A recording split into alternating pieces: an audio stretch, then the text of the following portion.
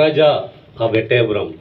He was very much inspired and he was given the title Bharati to them. So thus Subramaniam becomes Subramania Bharatiyar. He has contributed many things. He has inspired many youths, especially the Kandan Pattu, Kuil Pattu, Panjali Sabadam. And he only the pioneer of that new poems that in Tamil we used to say, Pudu Kavidai. He only started in that poetic field. Not only that, he was a freedom fighter. He has written so many poems which inspired everybody.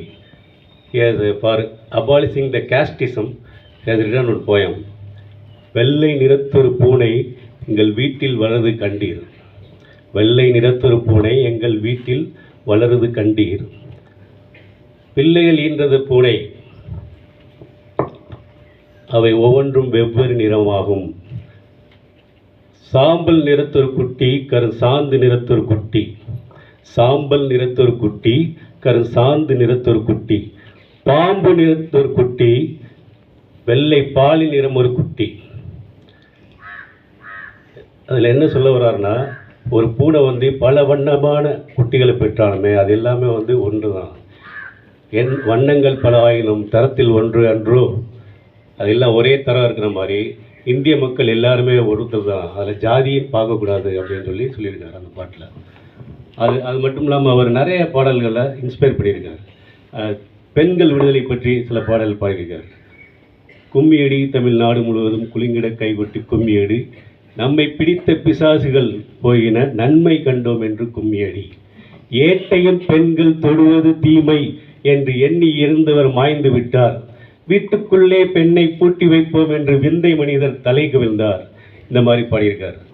அது மட்டும் இல்லாமல் ஒரு youth எப்படி spoil ஆகிறாங்கன்றதுக்காக வேதனையோடு பாடியிருக்காரு. அதை ஒரு நல்ல ஒரு வீணையை செஞ்சு போய் குப்பத்தில் போட்டால் என்ன ஆகும், அப்படி ஒரு பாடியிருக்காரு. நான் வெறும் 2 லைன் பண்ண அதில் பாருங்க. விசையொரு பந்தினை போல்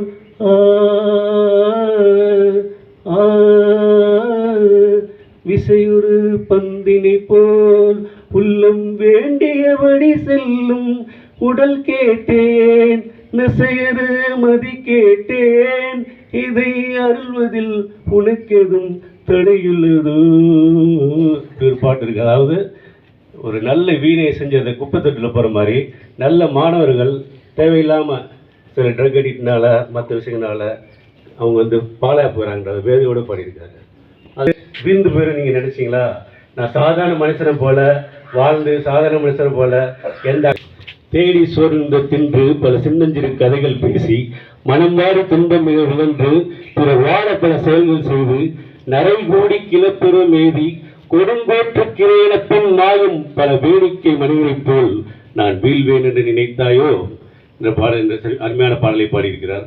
இது பற்றி நிறைய பாடலில் பாரதியார் பாடியிருக்கிறார். பற்றி சொல்லணும்னா ஒரு நாள் ஃபுல்லாக சொல்லிகிட்டே இருக்கலாம். இந்த டைம் இல்லாதனால தொடர்ந்து முடிச்சுக்கிறேன். நன்றி, வணக்கம்.